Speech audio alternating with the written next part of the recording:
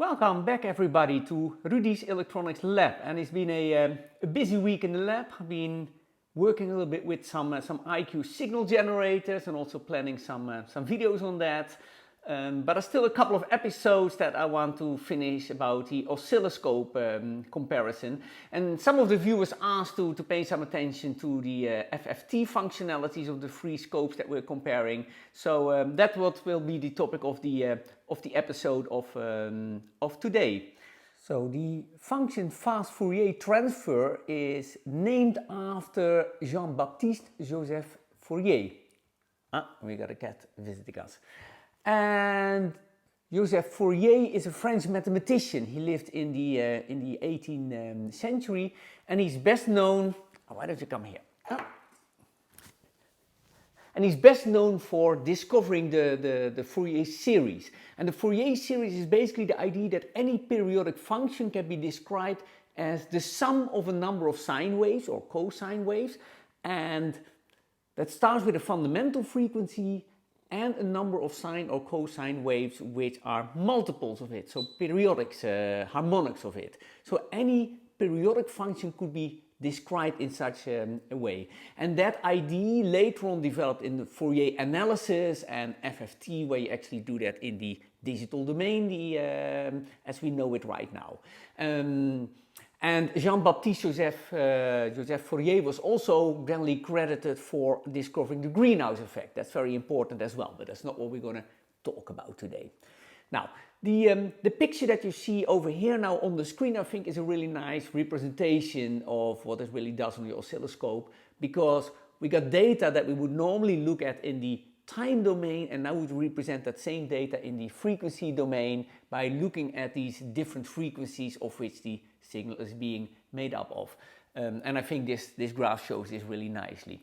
There's one problem with the graph, however, and that is if you look well at the representation of the time domain, you see that the function is not completely periodic. It doesn't end at the same value as the start value. And actually that's a situation that we often encounter when we do this type of measurements with oscilloscope. And that is also the very reason on oscilloscope we find specific functionalities like windowing functions, like the Hanning function and the Blackman function. And these are precisely there to deal with a situation where the input signal is not periodic, and then you need to get into some compromises or find a function that best suits the type of application that you're trying to do, minimizing either the one or the other type of error or problem, if you want to call it that way.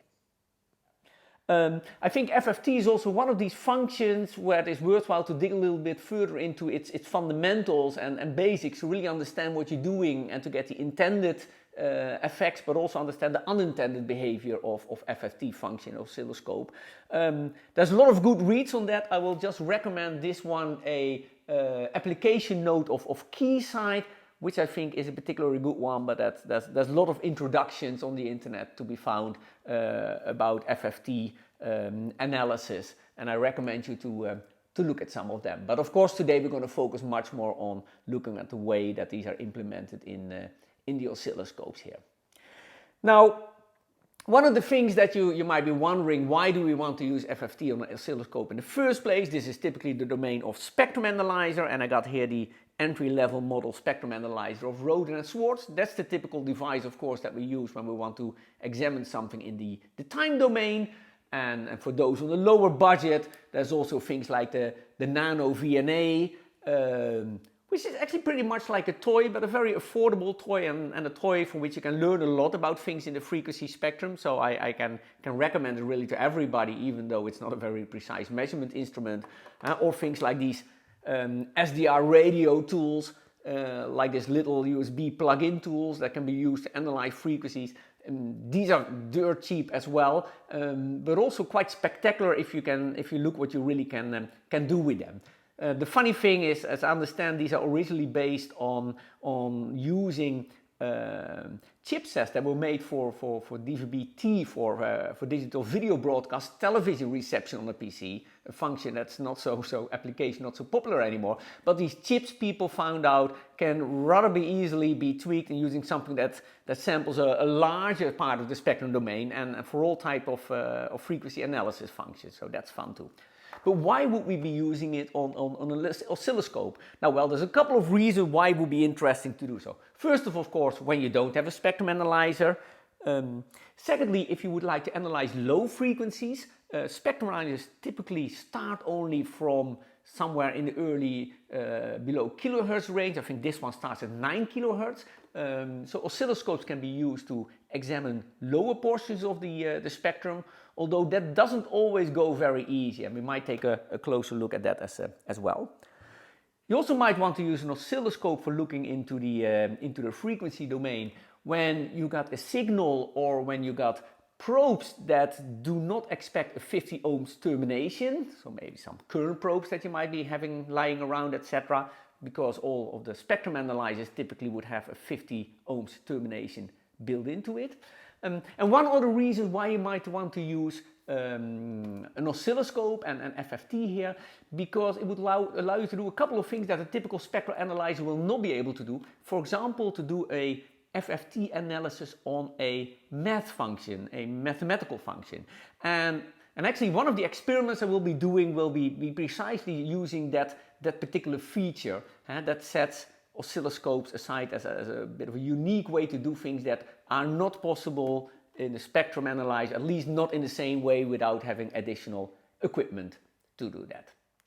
The specification of data sheets of the three oscilloscopes that we're looking at today don't say very much about the FFT functionality of the devices, but I'm showing you some of the main parameters on the screen right now. And in principle, when we're doing FFT, it will be possible to capture both or either the amplitude or the phase of the signal. But measuring the phase is not a very common thing, I believe, among oscilloscopes. But even so, one of our oscilloscopes today, the Keysight, is able to analyze phase and not into other oscilloscopes. Second, there's a bit of a difference in what the sources of the analysis can be. All of the scopes can basically do FFT analysis from an analog input. The RTB can also do it from any of its 5 mass channels, and also can do it from a reference signal stored on the scope. The SDS oscilloscope can do it from an analog input, and it can also do it from a mass channel. But since FFT in the Siglent is being implemented as a mass function in itself, and it only has 2 mass functions, then only 1 mass function is available for its selection. So you cannot stack mass functions upon each other as you can in the RTB. And the Keysight DSOX only is able to do FFT analysis from the analog inputs. And there's also a difference in implementation in terms of the number of FFT points that are used, that determine the frequency resolution that we have, the number of bins that are used basically to create the representation that we see in the frequency domain. And here we see that the RTB has 128,000 of these points, the SDS scope has 2 million, so that's considerably more, and the Keysight DSOX has 64K points. Now in older oscilloscopes, you typically will find considerably lower points because they had less computing power available, and that really limited the scope quite a bit. Today we'll try to see a little bit whether, if we talk about these numbers, whether there are still significant differences in terms of the oscilloscopes in the way that they work. And some of the scopes that we're looking at have specific function as well. I'm mentioning here the Siglent is specific with peak search and with marking functions, markers much alike that you find them in real spectrum analyzers. But apart from that, of course, today we'll be talking about many different dimensions of the way this is implemented. And as always, there is a sheet with overview specifications, rather detailed, and you'll find there more than a full page about the FFT implementation of these oscilloscopes as well. Now, today again we're going to work on the basis of a couple of experiments, and I want to take a little bit of a unique experiment that would allow to show what the devices are able to do. And one of the experiments I will be doing is with a line impedance stabilization network. So this is a device that can basically be used to measure the radiation coming from a device that is powered by DC power in this case, and is measuring the spectral components that are being fed back, radiated by wire back into the power supply. So not the radiation that goes basically into the air. We would use other techniques for that. Maybe we can make a video about that one day, but this is specifically the radiated spectral components, unwanted components. And the experiment today we're going to do with this little box, which is actually based on a do-it-yourself project by Worth Electronics from Germany and Roden and Swartz, and is also available at a do-it-yourself kit from Elector, from the Elector magazine, and they describe it in there. And why is this interesting basically for the experiment that we're going to do today? Well, this device has two outputs, one for the positive power line and one for the negative power line. And we both might want to look at the individual ones, but we also want to look at the overall result and the common mode, and we also might want to look at the differences. And because we can use mass function, at least with 2/3 oscilloscopes, that allows us basically to connect the oscilloscopes with two different inputs to these devices, and then basically go and use the math function to either add them up or to subtract them from each other, and then do an FFT analysis on it. While on the spectrum analyzer, and as a matter of fact on the Keysight oscilloscope, because it does not allow math functions, you would need to resort to other mechanisms if you would have two signals that you want to measure combined at the same time, like using a set of filters that will be doing that, and I'll be getting into that in a second. But before we're going to do this experiment, when I was preparing a little bit this video, I realized that it's actually better to start off with a much simpler type of predictable signal to really understand what our instruments are doing. So what I will be doing is actually much like an earlier video by Dave Jones of the EV blog series webpage, where we really look at a much simpler type of generated signal, a carrier with some side lobes, and then we really get a bit of more of a feeling how the device are working before we're going to look at a bit more of a complex type of measurements like the one on spectral radiation, radiator spectral radiation, like this one. So let's go to the lab and turn the oscilloscopes on and measure a bit with them. So for the first test, we're going to use a bit of a simpler, more predictable type of signal, and so we can look at the different oscilloscopes and how they do FFT and how the interface is. Now, to create this signal, I'm going to use this Siglent SDS2000x function generator, and it's a good but not a perfect function generator. If you look at Siglent's documentation, we already see that we should be prepared to see some reflections coming in, and that a second harmonic of a sine wave will be present at about -50 to -60 dBm or so. So we can see later if our oscilloscope can really pick that up. So I'm going to set it here, and I'm going to set it at a frequency of 1 megahertz. There we go. I want to set the level to 0 dBm, and to do that on this device you first need to set it to 50 ohm mode, and that basically allows you then to change the amplitude setting to dBm if you press this button like a couple of seconds. Yeah, then we go to dBm, 0 dBm. There we go. And I will also amplitude modulate the signal, so we're going to have some side lobes that we can observe, and I'm going to put them at 50 kilohertz so I can really see them easily. So I can go to AM modulation. I'm going to do AM depth of 100%, and I want to do them at 50 kilohertz, so they go away a little bit from the main carrier there. Allows us to observe the signal. So now I think we got the signal set in the way that we would like to see it, and we can go and measure it.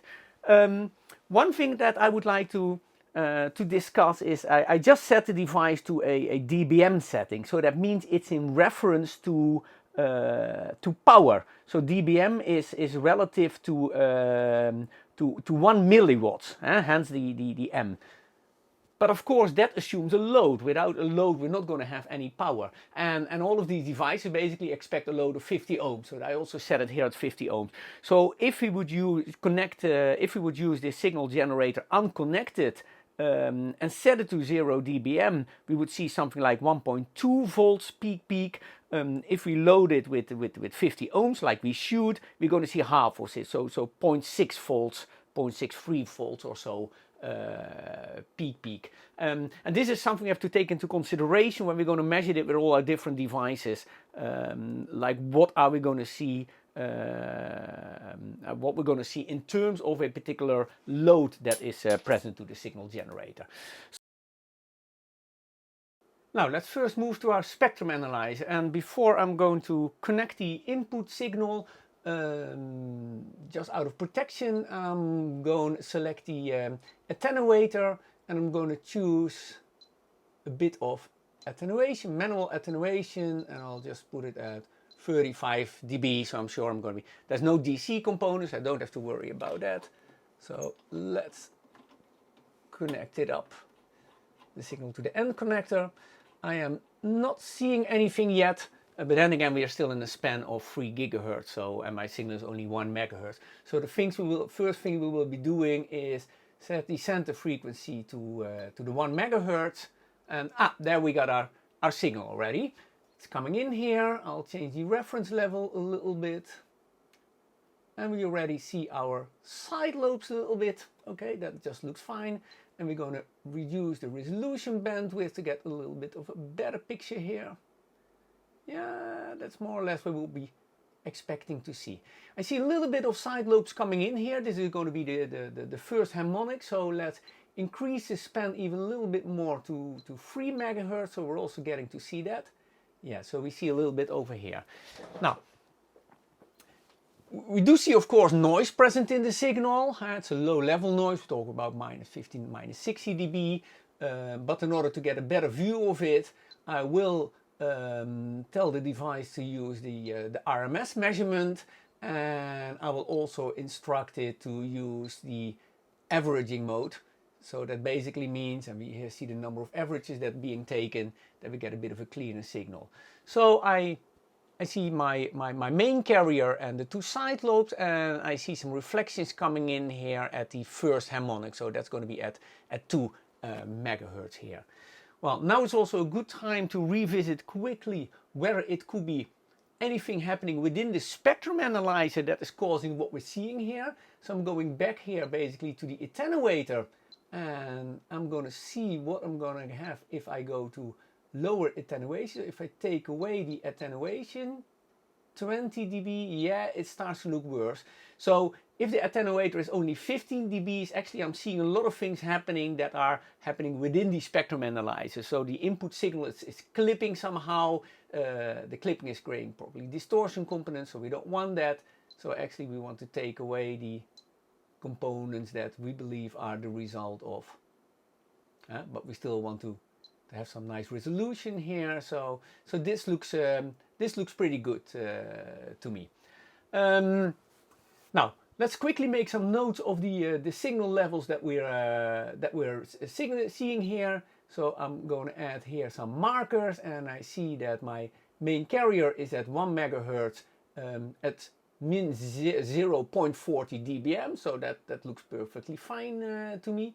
I'm going to add a second marker here, and that's going to show my first side lobe. It's going to be minus 50 kilohertz compared to the carrier at minus 6 dB. Also, that looks nice to me.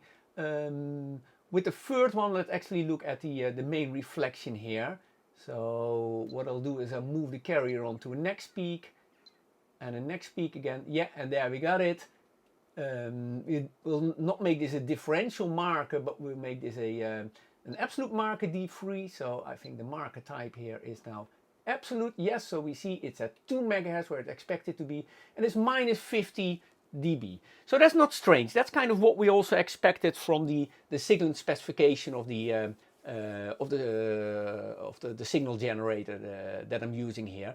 And all in all, this looks as a fairly clean spectrum. There are not any strange reflections going on except the harmonic. So I'm also curious to see with our oscilloscopes whether this is the same thing that they're gonna tell me.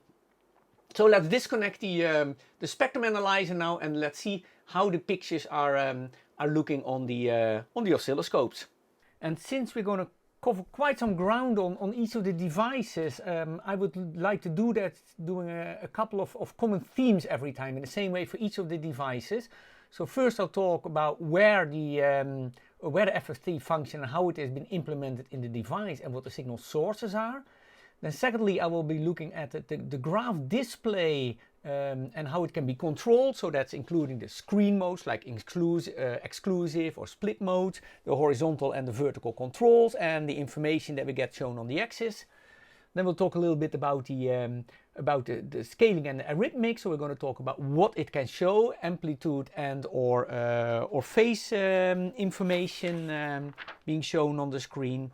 We're going to talk about the vertical scale, about the various logarithmic and linear scales available, and about the input load of the devices. Then we're going to talk about a couple of FFT specific functions like the number of points, the real-time bandwidth, relation to the time base of the scope, time gates, and the window and if available auto setup functions. We'll talk a little bit about the tools like cursors, peaks and markers, and we'll talk about documenting the outcome like as a file or in the form of a reference waveform.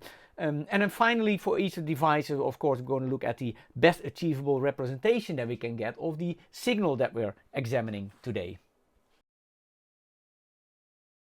Okay, now we're seeing the RTB, and we're going to talk about the different themes that I just talked about.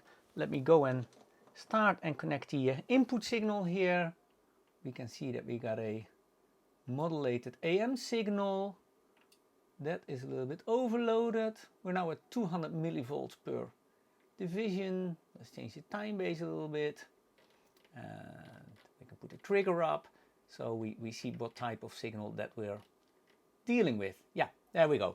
And I got a couple of other things here. These are reference channel and mask channel. In a moment we'll see why I activated those. Now, first of all, where can we find the functionality on this device? And it's either via application and then the FFT function, or alternatively, if we take that away, we're already there. We also have an FFT button that directly brings us there. Now, why I'm bringing this up, on the RTB oscilloscope, FFT is not being implemented as one of the math functions, like in most scopes. And even though FFT of course is mathematics in what it does, I prefer this implementation for a couple of reasons. One of them is that regular mask type of channels, they create a new time domain signal which can be used in turn again for calculation, another mask channel or for time domain display, etc. So FFT is really different from that. Secondly, FFT is really a complete beast in itself with all type of settings and controls, which makes it very different from it.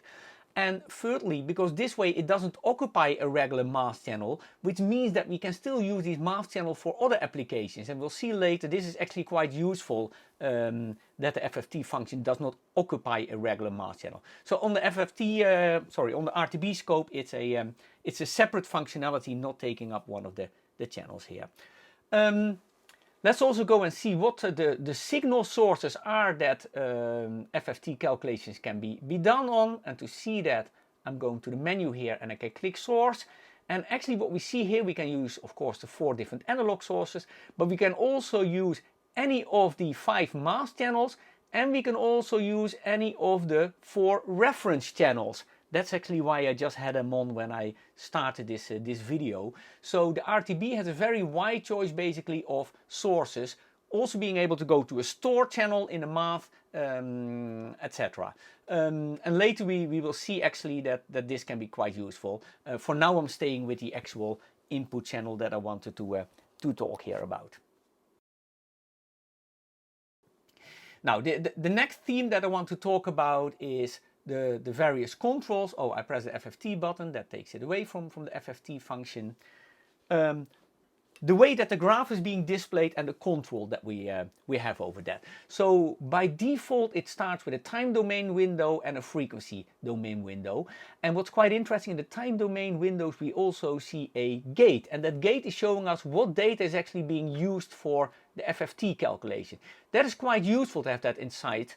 On other devices, I have not seen that similar insight. Maybe they're using this type of time windows, but I simply cannot see it happening. Here we clearly see the time window, and if we would like to look at the frequency domain only, we can just take it away, and there we are, and we can just bring it back to a split screen type of solution. Now, for the time being, I'm just going to focus here on that part of the screen.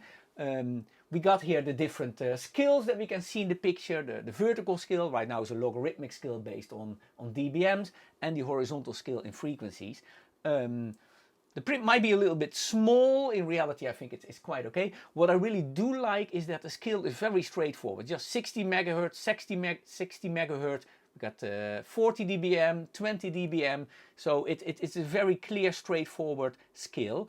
And if we talk about manipulation of the horizontal and the vertical domain, what we got here basically is that on the RTB, once you move into the FFT mode, then actually the existing physical controls are being used for that. So basically the existing horizontal controls that normally are the time base, they now are for the frequency base. So if we do this, we see movements going on here in start and end frequency and whatever I'm looking at. Yeah, so we can play around a little bit with that. And I can exactly place my signal where I would like it to be. Now I got it into the picture, and you see I can go left, right. And so I basically am getting center frequency and span just under the buttons here. And the same thing for the vertical controls. I can play with the vertical controls. I can do scaling. I can do windowing. And it stays at very nice, clear values. Of course, there are other possibilities to do this as well. I can set most of the things here right away from the screen. I will be using that functionality by just clicking on it and go to an input menu.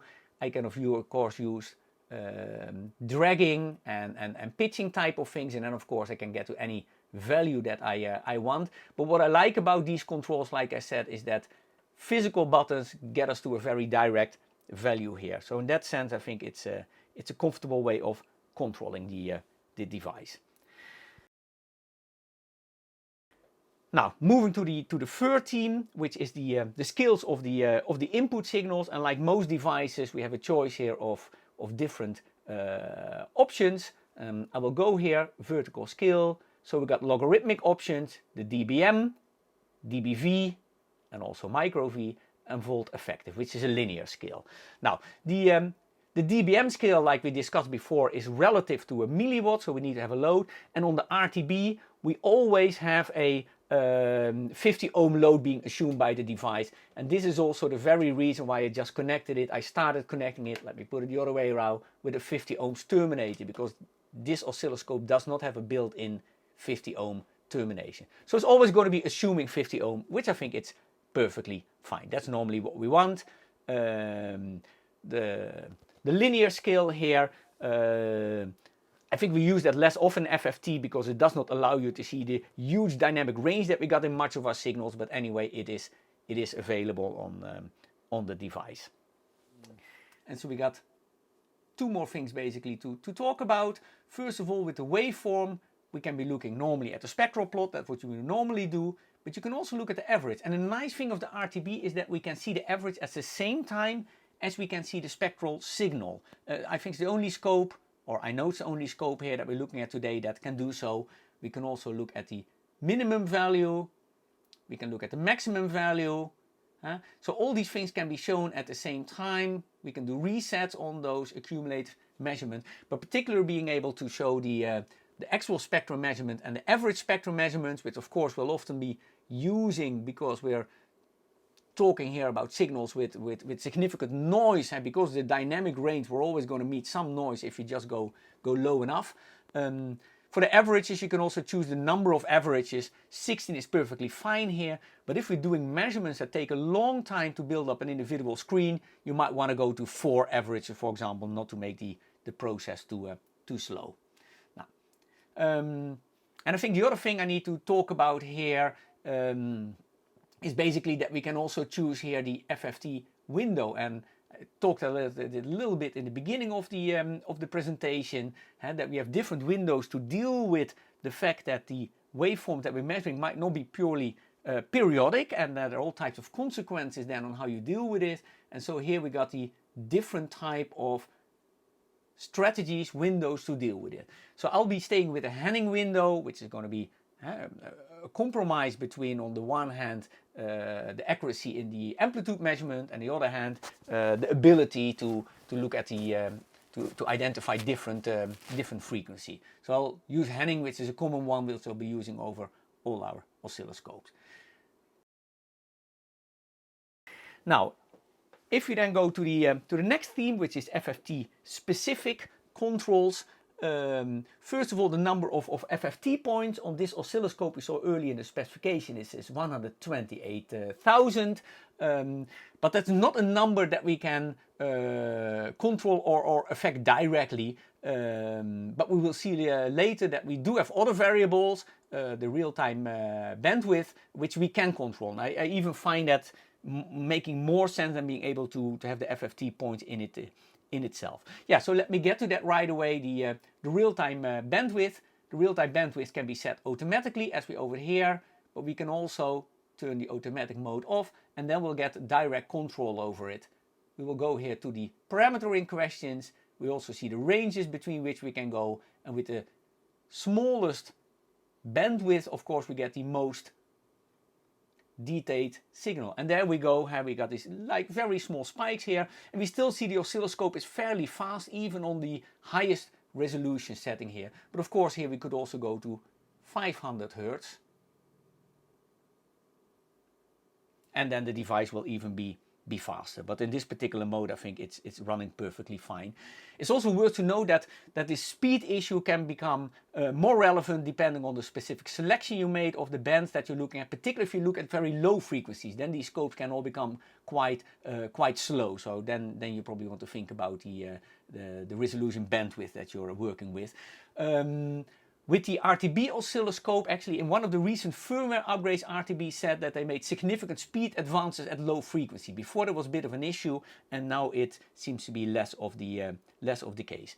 Now, when it comes to, and I'm just going back to the time screen once more, you might have noticed here that actually when we're noting it right now, that we don't see the same time screen as before he made edits. And this is one of the nice things of this oscilloscope. It automatically adds the time base and the window settings in order to get your best picture here. So you don't have to play with the time base, etc., in order to get to the type of insights that you want. This is done automatically by the device, and in this device this is also done for the Windows part. So altogether, these are the kind of the main parameter settings.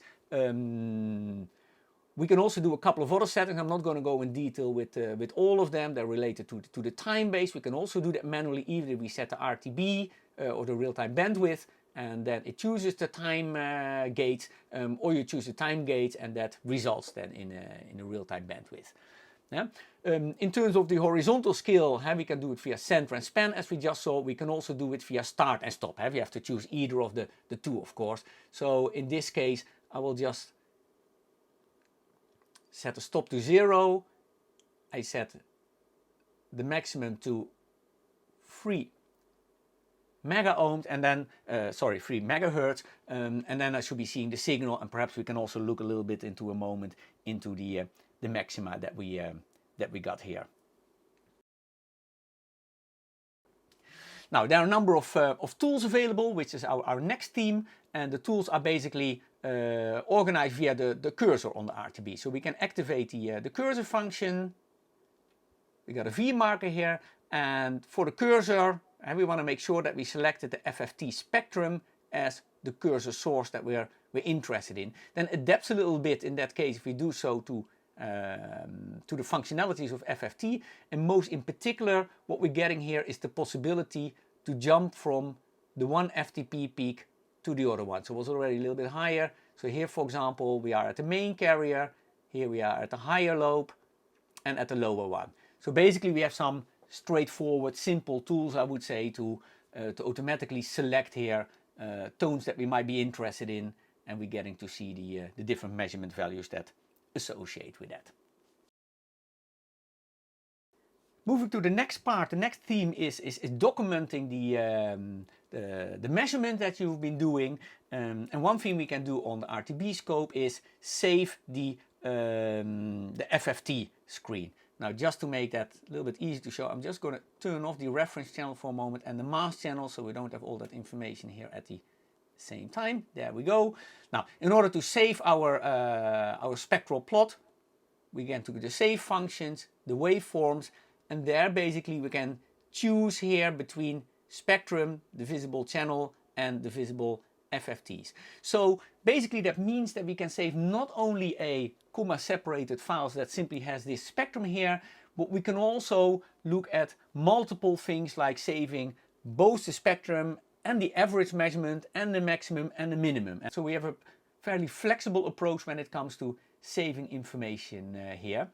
One other function that can be useful for documentation or comparison is the fact that the Roden and Schwartz can copy a signal into a reference signal, and I'm going to demonstrate that right now. So I got like an average FFT function here, and so for the reference number 1 I would like to make a copy of this average here. I will copy it in, and I see it shown on the screen now, and here I can put it here somewhere on the screen for later reference, and then I could actually, you know, make a change in my my incoming signal and be comparing these two signals, or do other things that I would typically do doing with the reference signal. So this is also a very useful function that we find here in terms of of being able to document and save a result. And of course these reference signals in itself, they can also be saved as a reference signal. You can later reload it, as I showed, the reference signal as a source into the FFT. So I could again examine this tomorrow, for example, when my actual signal source is not connected anymore to the device. So we are now going to look at the best possible representation that we can get out of the signals that we're examining today. So this is kind of the startup scenario. We're looking from 0 to 3 megahertz, and we already see our carrier and to the side, the two different side lobes here. But we do see a significant amount of noise. We see perhaps a little bit of action at 2 megahertz, so that will be the first harmonic of our carrier. We see a little bit of action somewhere else as well. So let's first take a couple of steps to better understand the signal that we're looking at. And typically we'll first want to go to looking at the average. So I'll take the average of 16 observations. I'll turn off the spectrum, so we got just the average here. And so hopefully we get a slightly better picture.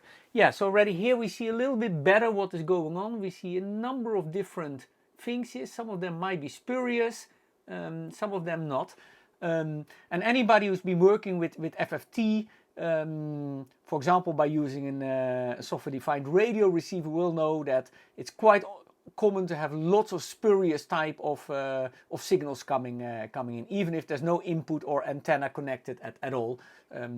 So we're going to look at our different devices, how well they're coping it, but we're always going to see some spurious stuff here.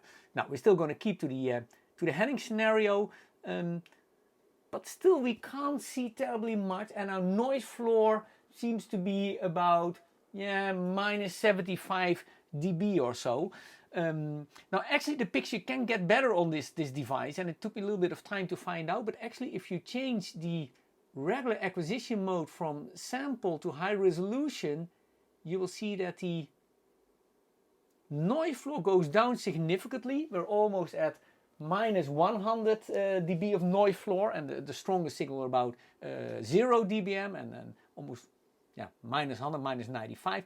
And actually we see much more going on here. So we can clearly see here the focal signal, the carrier and the two lobes. We see some spurious signals around that don't exist and kind of mirror signals here. We see similar type of thing going on around the first harmonic. This exists, we have seen that on the spectrum analyzer, and we also see it over here. But we also see some other tones that we didn't really expect to be here. So one of the exercises that I would like to do is just remove the input signal altogether and see what happens. So it is a average of 16, so we'll have to wait for a number of turns before it's going to die out. If I would put the average at a lower value, of course, it would die out faster.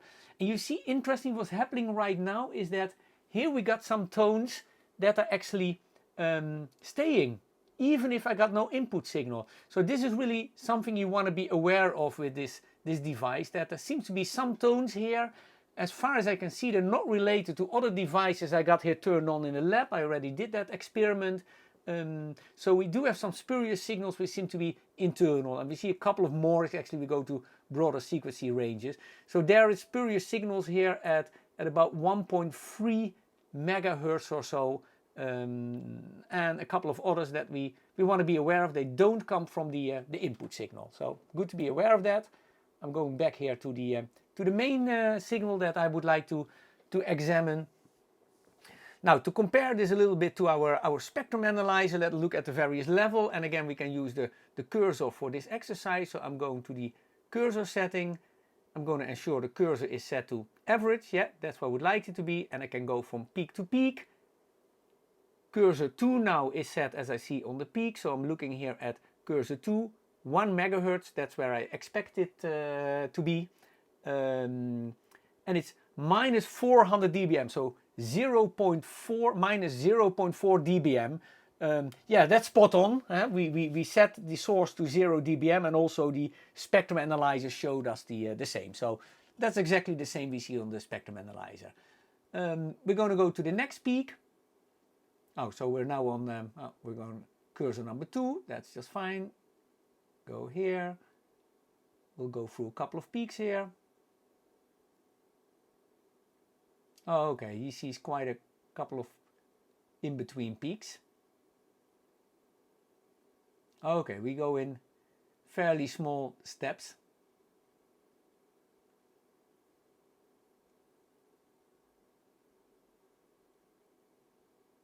Now, takes a little bit more time than I thought it would. Yes. So, yeah, so here we got a peak that was number 1. So, yeah, that's 50 kilohertz off, and it's at minus 6 dB. And our spectrum analyzer showed at minus 5.8. Here we are at minus 6 dB. So that also looks kind of perfectly fine to me. Having seen that one, let's go here to 2 megahertz, so the first harmonic, because we also measure that one with the spectrum analyzer. I'll go to next peak for it to pick up for me. Yeah, and so this is cursor number 1, and cursor number 1 is at 2 megahertz indeed, at minus 65. The spectrum analyzer was at minus 48. So this one seems to be a little bit weaker here than it was on the spectrum analyzer. And yeah, so altogether here, the RTB offers a quite fair picture of the input signals, but we do see, not unsurprisingly, spurious type of signals here around the signal that we are looking at, the kind of mirroring signals, and we do see this spurious thing which does not come from the input signal at all. Working on a scope is always worthwhile just to test if there's no clipping going on in the signal. So I could go here to my input signal, to the menu, and I could just see how that signal behaves if I would put it at, well, if I put it at 100 millivolt, it's probably going to overload the channel, and I made a mistake by doing so. 100 milli, oh, I put probably mega. Yeah, so now I'm overloading the channel, and as you would expect, it messes up all of this because we got clipping signals in, so that is definitely not good. Let's go to the other side. Let's put it at 500. Go to the menu. The fact I'm a little bit slow now is that I'm not sitting right in front of the oscilloscope, so it's a bit of a hurdle. Normally it goes much quicker if I sit right in front of the screen. I go to 500. Yeah, and so with 500 millivolt, we don't get anything better than 200. So the 200 where we were, you know, was just fine. And that's also what I expected, because that's what we had when we looked at the signal in the time domain. So altogether, I would say I'm pretty satisfied with the representation of the signal that we can get on the R&S RTB oscilloscope. Now we're going to look how the FFT implementation is done on the Siglent SDS2000x Plus oscilloscope. And I'll start by connecting the same signal as we've been looking at before. We can see it coming in. I'm going to change the time base a little bit. I'm going to increase the channel sensitivity a little bit. And let me move the trigger level, so I'm triggering on the highest peak in the modulated IM wave. There we got it steady. Yeah, there we are. Okay, so this looks like the sine wave that we are examining. We're at 200 millivolts per division, which is the same as we had for the RTB, and which seems to be the right signal level we can work on before the input channel is clipping or anything like this. We're kind of in standard startup conditions, because I just pressed the default with reset to standard conditions. So now if we look at the FFT function, there is no dedicated FFT button here like we find on the RTB or on the Keysight oscilloscope, but it's implemented as a math channel. So we have to go to math here. We choose one of the math functions, say math function number 1. We activate it. Oh, right now it's adding channel 1 and channel 2. Instead of it, I'm choosing basically here for FFT. And that brings us basically to the FFT functionality. Like I said, I prefer FFT to be a separate module, not taking up one of the math channels of a scope for the reasons I mentioned before. But, well, this is the way it's implemented here. We have to live with it. Concerning the signal sources here, we can choose all the analog channels, of course. We can also choose the math channels different than the math channel that we're using, of course, right now. So math channels 2 could still be used as a source now for FFT, which is on math channel number 1. However, we don't have reference channels as input signals here on FFT. So we cannot, for example, save an FFT spectrum to a math channel and examine it tomorrow like we can on the RTB.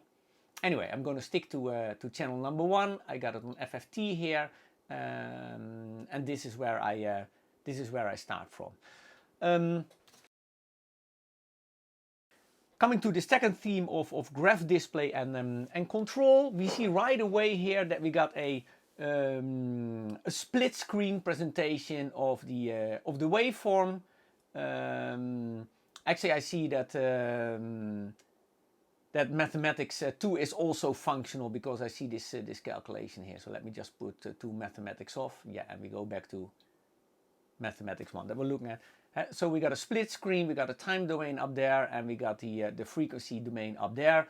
We got a couple of options in order for how the screen to look like. For this we go to configuration. So here we can see the split mode. We got a full screen mode where, sorry, I pressed the wrong button. Let's get back to FFT. And we didn't have an FFT button, but however, after FFT started, we're going to have an icon over here that always brings us back. So that's kind of convenient, I would say. We have full screen, that's what I want to do. So we got an overlay type of presentation, and we got an exclusive here where we're only seeing the FFT screen. Now, there's already a couple of things that we see here in terms of the presentation here. First of all, that we see markers going on. I'll get back to that later. By default, the markers are turned on. We see the scale. I'm going to comment a little bit later that on the scale. And we see the signal is not shown all the way down on the screen. Now, this all relates to the precise settings that you choose, like start frequency, end frequency, and also the number of points used for the calculation, as well as the sample frequency and the number of memory points, because it all has to come together in order to do the calculation in a way that we got like a full screen representation of it. Now, moving to the controls of the horizontal frequency scale in this case, and the vertical scale, we do that here basically by going to the horizontal menu. And unlike the RTB, we don't have hardware or physical controls. So we have to do it either via the menu, or we can be using, of course, the drag and the pinch functionality that we got right now. So let us try to get to the same type of representation that we got on the Roden and Schwarz to look at our signal. So I think we started at 0 Hertz and we ended up at 3 megahertz. So that will bring us to the same scale. Now, the first thing we also note is that this signal is quite coarse. It doesn't give the same level of detail. And the reason is that the time base is apparently not properly set for our function. So what I'll go back is I'll go back to the FFT menu, and I'll go back to a mode where we can actually see both. So I'll go to the split mode, and now we have to play around with our time base in order to get the right level of detail for a picture, which is alright in the sense that in any oscilloscope with FFT, it's going to be a combination of, like I said, time base, the window gates, if any, used within the time base, the number of available FFT points, sample speed, memory depth use, and all these parameters can matter. But in the RTB, this was all taken care of automatically. The time base and the gates were automatically done, and I never have to play with it actually myself. On this oscilloscope, I have to do a kind of a trial and error type of thing in the time base to get to the presentation that seems to fit my purpose. So, well, it seems here, am I getting more detail? Yes, I am. Even more detail. Yeah, let's keep the time base here. So where are we having it? Oh, we're having it here at 10 milliseconds per division. So this is the time base that we might want to work on here to get a right view. Let's move again back to the exclusive picture here and talk a little bit more about the controls that's this topic. So we talked about the horizontal controls. So the horizontal controls only go via the horizontal menu or drag and pinch, but not via any hardware. And if you use the screen again, they end up at kind of strange values in your axis, which you probably don't want, which is not very convenient. So then again, you'll be turning back to the horizontal and vertical menu. I just touched the vertical, so the horizontal is still okay. Now go. So of course the horizontal menu is about the horizontal settings. If we actually go back here and we go to the configuration menu, we do have peak to center, which is kind of a useful functionality, I would say. But I really find it strange that they didn't put that in that horizontal menu, because that is really the menu that we would do in the horizontal setting. So it's there, but not in the menu where you would expect it, as well as the full spam option that is given in this menu. Now going to the vertical menu, and we got the scale and the reference level. That I will want to set to a reasonable parameter. There is nothing happening because I'm touching the wrong button. So I might set it to 0 dB, the reference level. Oh, it's now on dB volts. Sorry about that. dBm, I wasn't there. And let's get back to FFT. Vertical.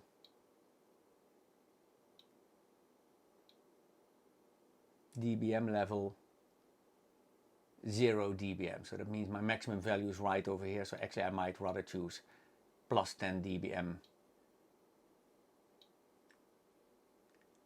So I would still see my maximum here, and I still see the values down here.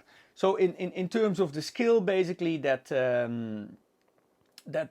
allows me to make the right selection, but it takes a little bit of more work basically to every time go through that menu and trying to find the right settings. The third theme that we want to talk about is scaling and algorithmics. Well, on this oscilloscope, like with the Roden and Schwarz, we only get amplitude in the FFT domain, not phase, as we will later see with the Keysight oscilloscope. And in terms of the vertical scaling, we again got the choice between dBm. We got so that's a logarithmic scale. We got dB volts RMS, which is a logarithmic scale as well, and we got volts RMS, which is the linear scale, but which is probably not a scale that we're using a lot in this context here.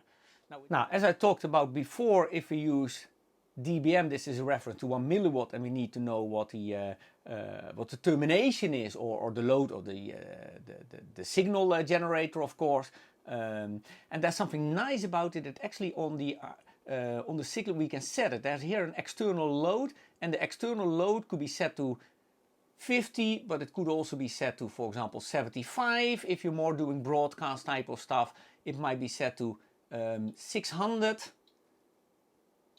which might be useful if you do more like pro audio stuff with XLR connectors, where it's common to have a 600 ohm determination, or of course 50 ohm. That's the most common one probably to find in the electronics labs.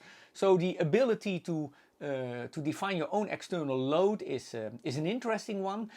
Unlike in other menus of the SDS, they didn't make something that it really switches between common values like 50, 75 and 600, but just any value here. What I do find very strange basically is that this oscilloscope got a 50 ohm input termination here, which we can turn on and off, so we actually don't need here the external termination block, but it does not automatically recognize then and put that load here. It's really about an external load. I think that's a mischance. If you do include input termination, then I think it would have been a good idea basically to use it as well in the FFT functionality, but that's not what they have done here. And finally, still within the topic of scaling and algorithmics, let's look at the different arithmetic function that we got here.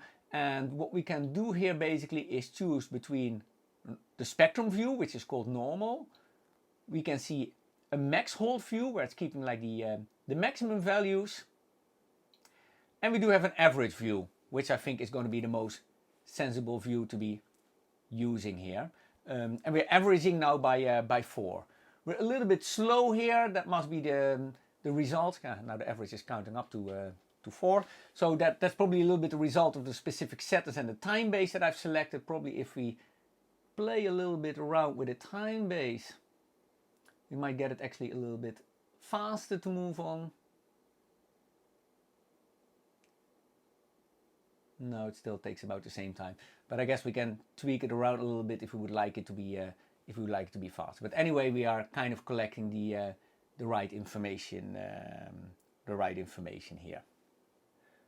When we look at the axis, the values on the axis, we do see them shown here. We got a vertical axis, which is right now in dBm. We got the horizontal axis, which is the frequency in megahertz. I appreciate having these axes there.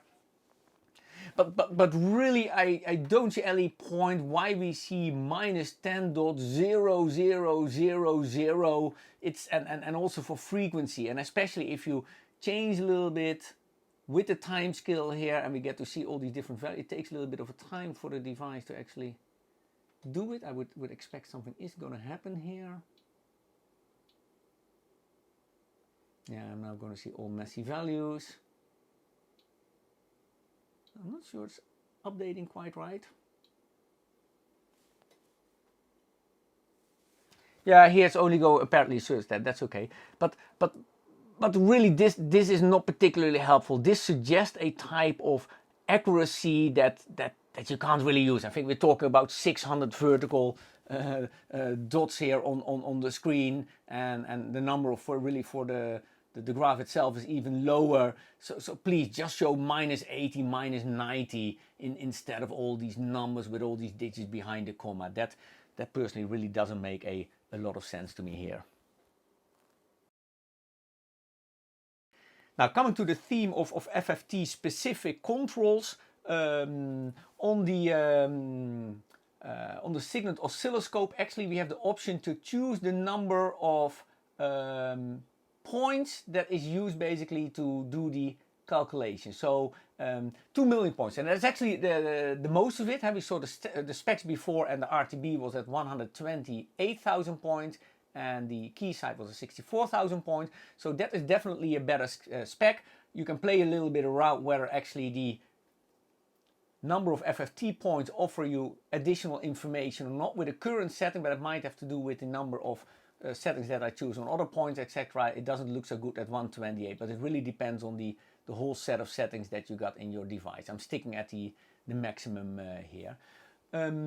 One thing that is happening and which can be quite inconvenient is that the Siglent is all the time kind of jumping around with the settings. If you change something, another relevant setting here. So we do see here that the horizontal time base got completely messed up compared with what we want to have. So we have to go here back to return, we go back to horizontal, and we tell them again that we want to look at 0 until 3 megahertz.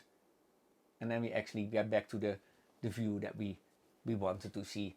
And we actually want to go back as well vertical to the reference level of 10 dB. 10 dBm I should say. To get the right vertical settings here. Yeah, so the number of FFT points can be changed. The real-time bandwidth cannot be changed, but we're going to see that real-time resolution here shown in the parameter here. But that's the result of all the other parameters that we're choosing. In terms of FFT windows, we do also have a choice, a quite regular choice that we tend to find here. And I think over here, Hanning. So we got, yeah, the 5 different menus. I think that's the same set of 5 different windows that we got available on the RTB oscilloscope. And finally, there's not a kind of an auto setup when it comes to all the parameters in the FFT. So we do have all these different things that we can change, and we often have to change them manually to get to the right setting. Eventually we get there, but I find it quite a bit more work here on the SDS to actually get the right settings and to get it shown in the way that I would like to see it. Continuing now with the tools that we got available on the Siglent SDS, and that is quite a lot. So we'll actually start with the cursor tools, and these are the tools that we also have on the other devices. So the regular set of cursor tools that we have available for other types of functionalities is actually also available here. So we got manual, we got track. I don't think measure is going to work here. So one thing we just want to make care that we move the cursor to the F1 functionality here, which is the math function where the FFT now is being assigned to, because that is basically the way now if we start to move our cursors around that he will read kind of the highest value here. So now if we go to a tracking cursor, then the tracking cursor here should be picking up the values, and well, you actually see it happening now here with the little box, because we have set the source of the cursor, and I think he actually just lost it to F1, and the second cursor we can also set to F1. So right now we should have cursors that are tracking, and I think that's happening. You need to move very carefully because the lines are very small. Yes, that's what's happening here, the little box. So we see the cursors now in following mode. So that is the part where we can use the regular type of cursor setting, but it doesn't end there with the SDS. Actually, we got 2 more sets of tools that are unique to this instrument here. So they are in the FTF tool menu, and the first one here is peaks. And actually you already saw them all the time because the peaks are by default on. I can turn off all the type of tools, but I can activate the peaks over here. So peak is a system in which automatically the highest peaks are being identified. And now they're sorted by amplitude. Where is number 1? I don't see it, but it might actually be the 0 hertz. So that might be right here, moved away. We can also sort them on frequency. So we got 1 and 2 over here. If we sort peaks by amplitude, that's a little bit weird. 1 and 2 are over here. They're certainly not the highest amplitude, but I guess still number 1 and 2. I'm not exactly sure what's doing here, but it is very useful functionality to get all the peaks automatically figured out, and you can also show a table in which get like all the peaks, their frequency, and the relative amplitudes at these points. Yeah, so that makes it a really easy functionality. So the other one functionality is the markers, and it's a little bit similar type of things. Let me just put the table away for a second. We can put markers here on the thing, and the markers can be set on the peaks, for example, and then it should be calculating where the markers are going. We can also set it on the harmonics, for example. And we got a marker control menu here where we can set it manually to peaks. Now what is the real difference between the marker menu and the peaks we just saw? The markers basically are static. So if my signal changes is, for example,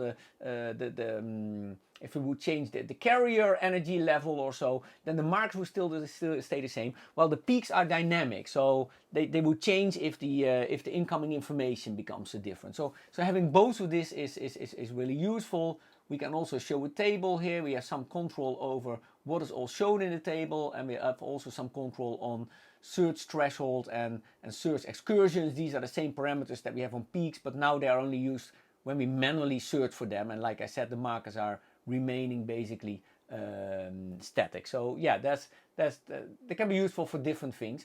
Also, the little menus that are being created can be floated around on the screen so they don't overlap with your with the graph that you're looking at. So yeah, sometimes I have trouble touching the right thing, but this is, again, I'm not sitting right in front of the screen, and normally this I'm able to better control it, but now my finger is not always right spot on the thing. So the set of tools available on the SDS is by far the best one we got of the different oscilloscopes that we're looking at here today.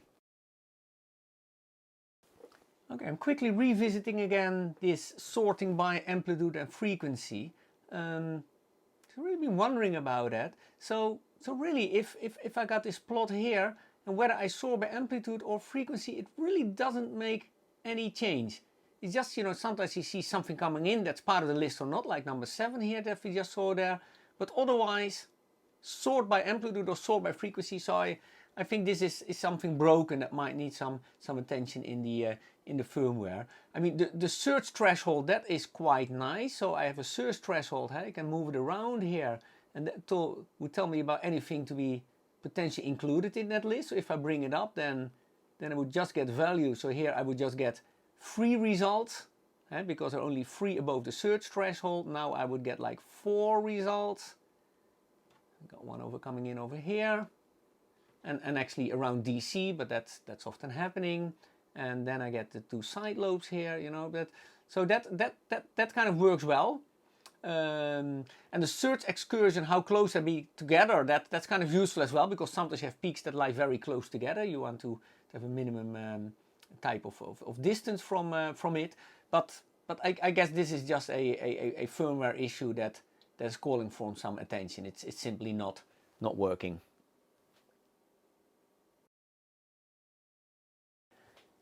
Next theme is about documenting and saving information.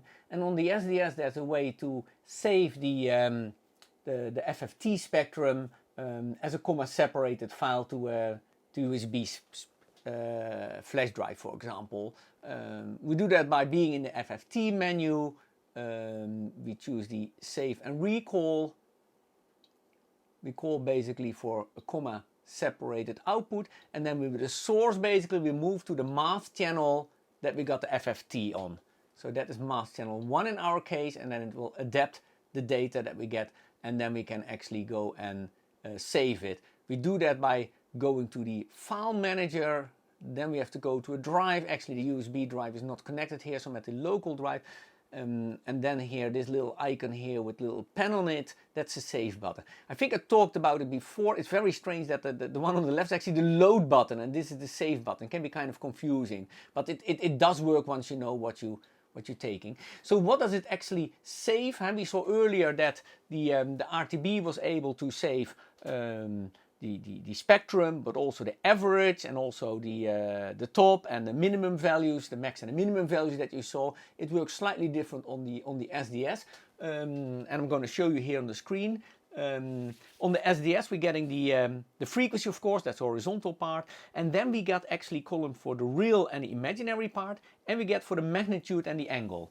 So that is quite interesting. So it seems that we're able to investigate the phase as well, the angle, but only actually if we save it to an external device, but not on the screen itself.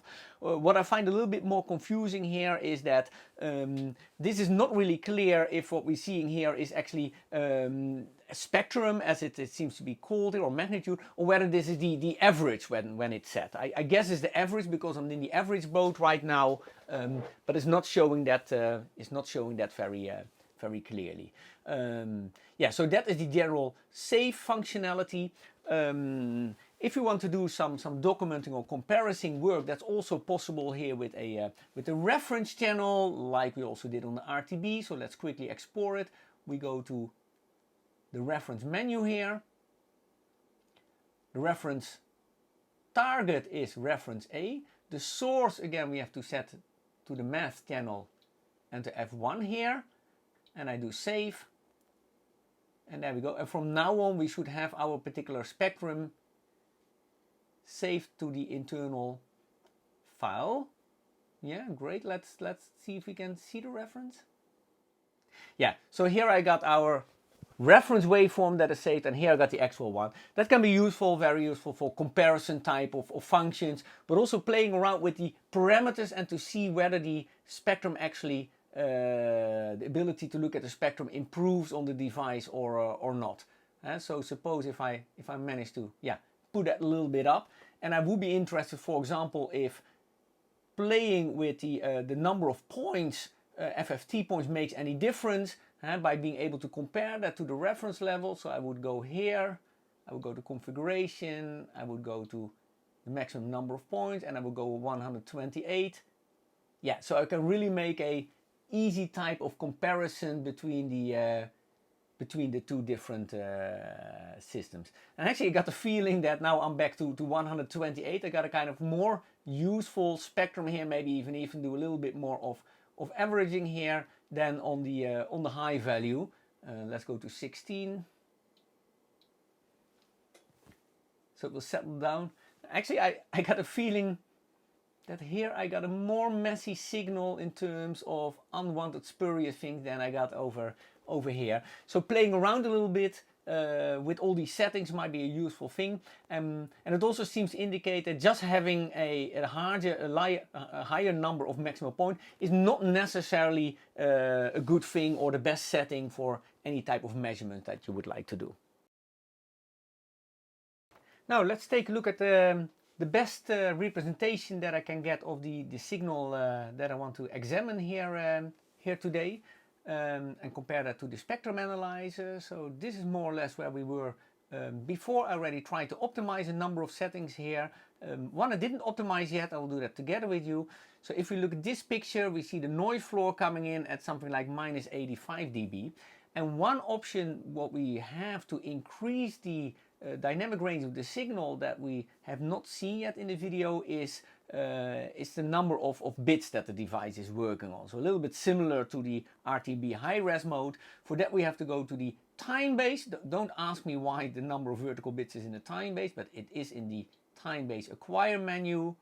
We go to 10 bits and actually we see the noise floor going down, and we actually get to see more detail. So here we got a noise floor at minus, what is it, 50, 70, 90 something, 95. So that is very similar to the noise floor that we actually had on the RTB oscilloscope.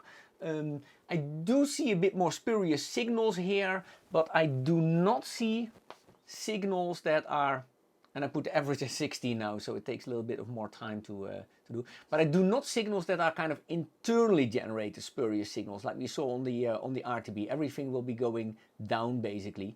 But I do see a bit more spurious signals, I would say, than on the RTB. Now, comparing this with the output as we saw on the spectrum analyzer, of course, here we will be using the built-in tool, so we don't have to do that manually with the cursor. So we go to tools. We'll use the peaks here. The peaks are sorted by amplitude. Again, I don't get why the highest amplitude is not. Yeah, I would expect number 5. That would be the highest amplitude, right? That's the highest amplitude. The others are lower, but I don't really get this exact order of it. But anyway, we do have the information. I'm turning off on the peaks. Let me try to find it and move it on the screens here, somewhere where it doesn't overlap with the other information. So the main carrier signal is 5, and that has an amplitude of minus 0.02 dB. Well, that's spot on. Yeah, exactly like we saw on the spectrum analyzer. The side lobes, like take number 6, minus 5.9 dB. Yeah, spot on. Spectrum analyzer says minus 5.85 dB. So that's exactly what we would expect. And if we look at the first harmonics, so that is peak number 8 in our table, peak number 8, minus 55. Our spectrum analyzer minus 48. This is a little bit lower. That's also what we saw on the Roden and Schwartz. It was also like a bit lower than the spectrum analyzer. But altogether, I think this is a fair representation of the spectrum. Let me get the menus out of the way so we can see the whole picture here. So it looks fairly good to me. And then it makes it yeah. It's dynamic, the size of it.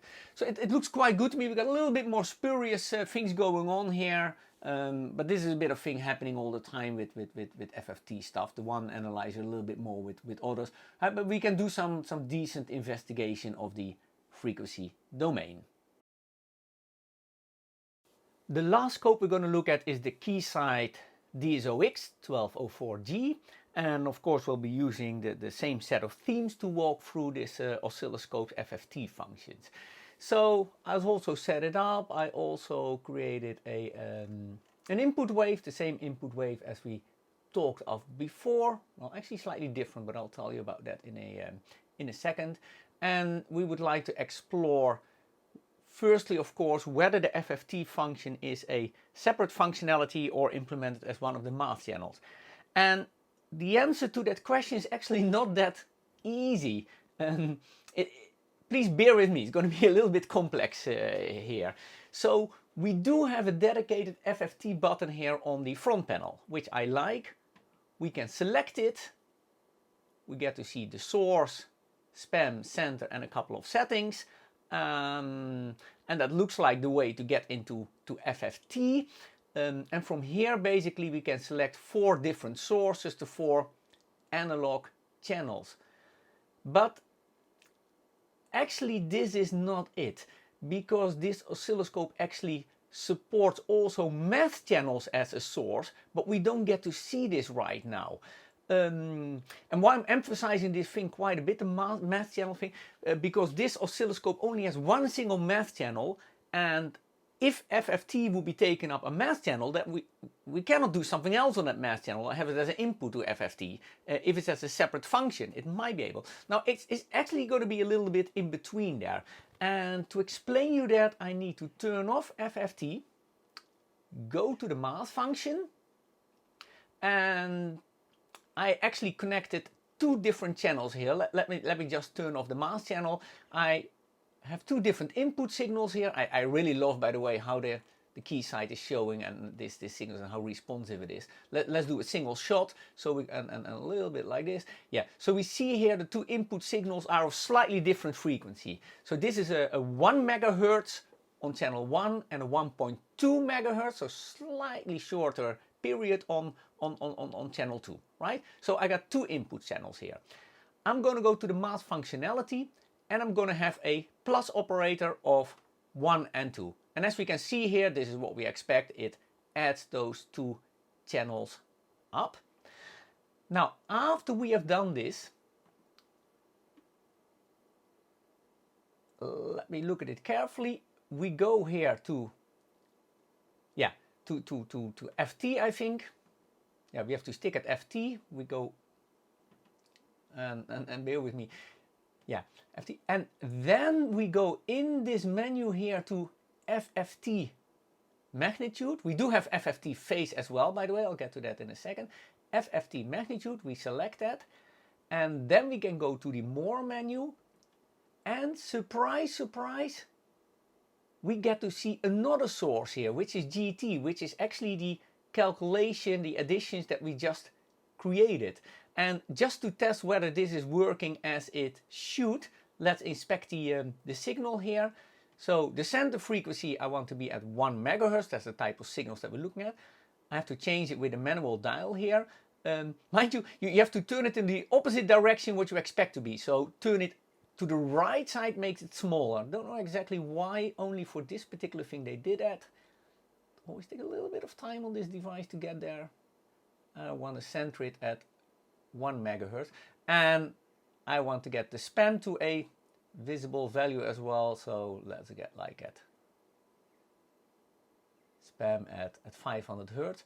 Of course, this is not looking great, and this oscilloscope does not have an automatic time base settings for the FFT function, so I actually have to play around with my time base to get some decent signal out of it. But I do get a decent signal, and I do directly get to see that I actually have two different tones here. And I actually might make the span 1 megahertz, or get the tones a little bit closer together. I get to see two different tones here and a couple of spurious tones, which are my signal generator. So let me just turn tone 1 on and off, input 1. So input 1 is off, input 1 is on, and input 2 is off, input 2 is on. Yeah, so this confirms indeed that we can actually have a math addition of two channels and analyze that with FFT, but you really have to go in that precise order that I showed you just in the menu, and don't use the dedicated FFT part here. So that's the confusing part. Even FFT is a separate module, seems to have a separate button. If you want to use both at the same time, you do have to do it via that math option. So it's a rather confusing setting. The other thing that I find confusing here, that if we go to the FFT menu, we actually get like source, setting, spam and central. And if we go to the other settings, we get source, more, but not a spam and the other. And then we have to go somewhere else to get to the spam and the other. So also the menu structure is different. I haven't encountered any different possibilities other than from the one I've just been describing. But nevertheless, it's very confusing where you need to go. But even though it's more complex, I suggest that you actually use the math button to get to the FFT functionality, because there you have more possibilities. Oh yeah, and also to get to the phase one, because you don't get there with the regular FFT button. So it seems to be a little of a hindsight that they added the FFT button and a slightly different menu structure there. I don't know exactly why they have implemented that way. I find it confusing, but it's more powerful than it seems to be at first instance. Another thing that seems to be relevant here, that if we are in the math menu, whenever we change source, you see we can go from one source to the other and the settings are kept, at least the spam and the frequency settings. If we use the other FFT menu, every time we go to another source, everything resets again. So that is another reason, I guess, why you rather want to stick to this part of the math function as FFT functionality.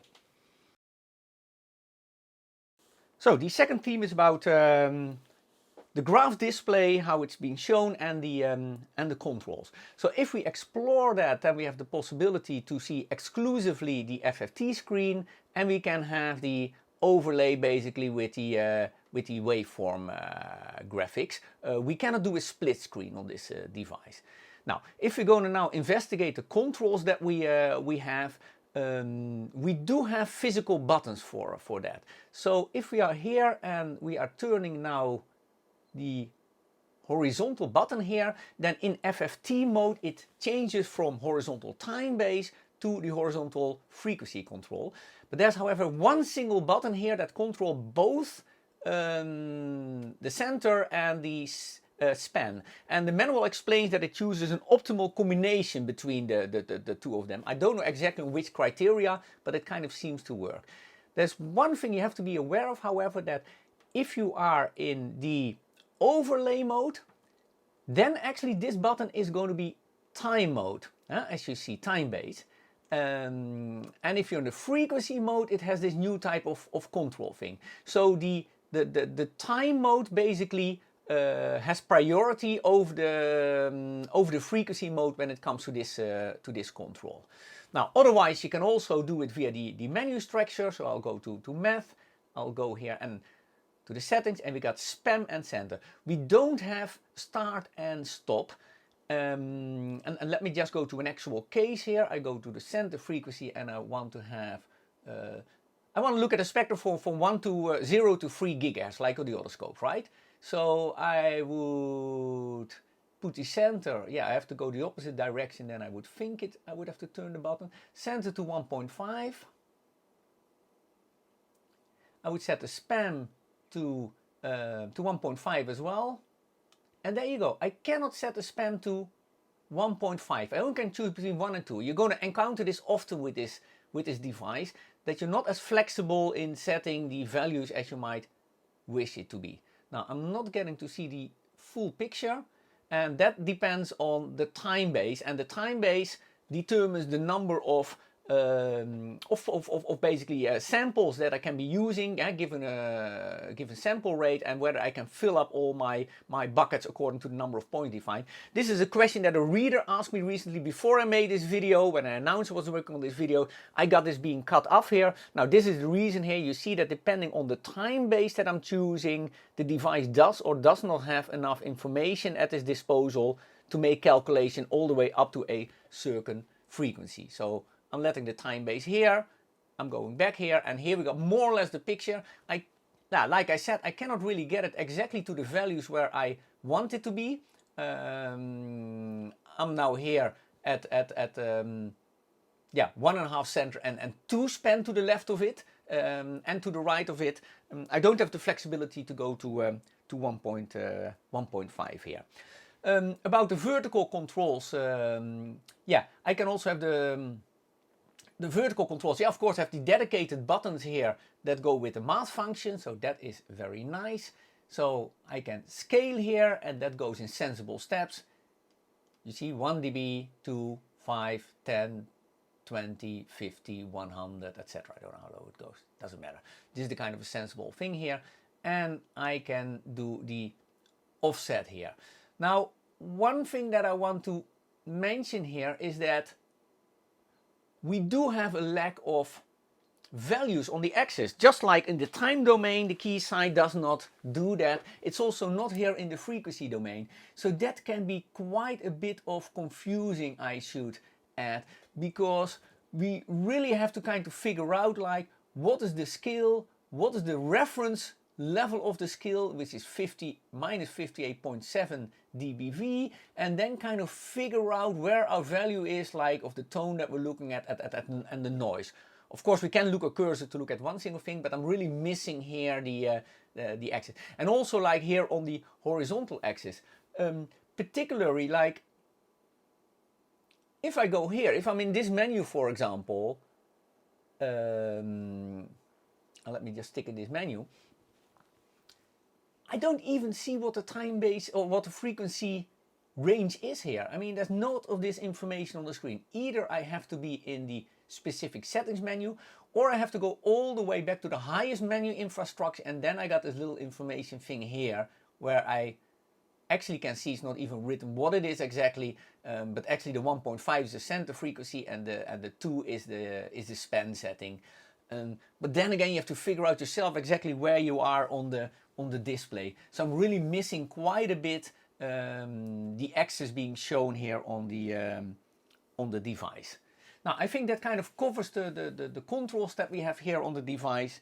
Oh, just to add something nice, we haven't looked so much at the zoom function FFT on the other devices. They all kind of support it, but I do like the Keysight implementation. If we choose the zoom button over here, we get to see a split screen, and we can very conveniently see, say, the zoom window and the position in which we're looking at it. So I do like the zoom implementation. I mean, it's present on all devices, but this is arguably the nicest implementation of the bunch here.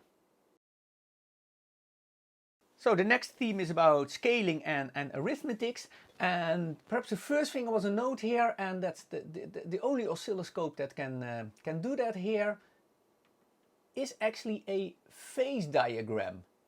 Now I must say that the phase diagram does not seem to reveal in this case a lot of sensible information, and to be very honest, I don't know exactly in which use cases it does. But anyway, it's an interesting thing that it does have, and it's the only device that we have here today that offers this possibility in the first place. Now let's get back to our amplitude signal where we are right now.